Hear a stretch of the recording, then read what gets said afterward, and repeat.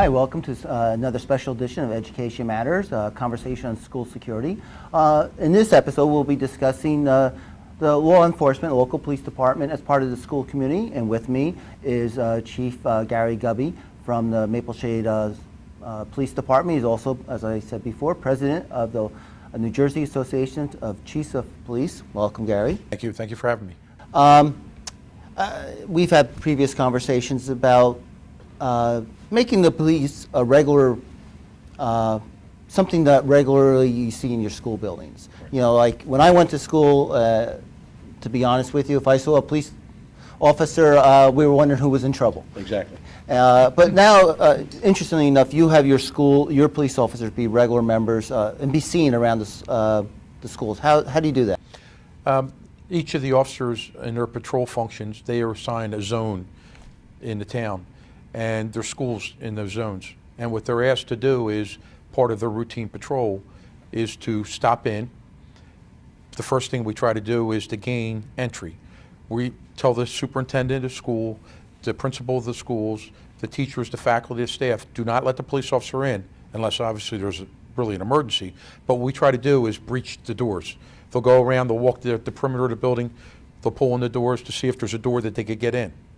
If there is, they'll report that to the principal, let the principal know that maintenance can get that secured and fixed, so the next time they come around, they'll find out if it works that way. The other part of it is, we also have swipe cards so we can get into the school at any time through the superintendent.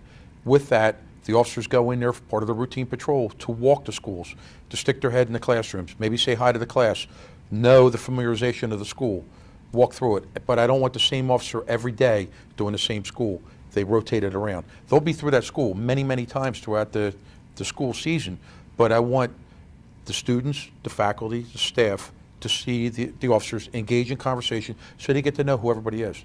And also that know, you know, the cops like to engage with the public.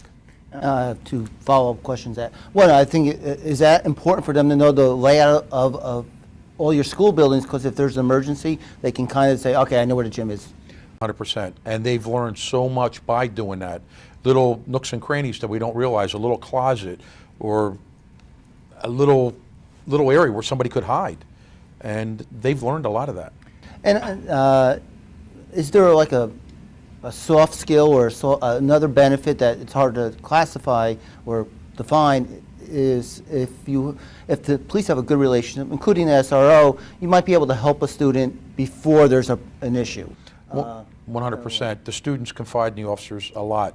It's just amazing the relationship between the officers and all. And also, the month of April was the book reading. The officers will take time out of their shifts and they'll go in, pick up a book, spend 10 minutes, 15 minutes, go in and read a small book with the approval of the school, and read it to a classroom. And the kids love it.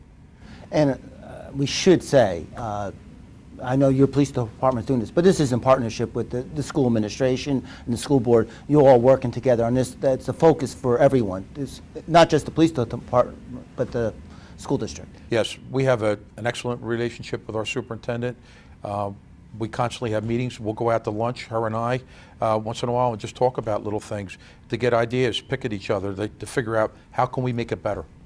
Okay, thank you. I'd like to thank Chief Gubbie for once again talking to us about the police department as part of the school community.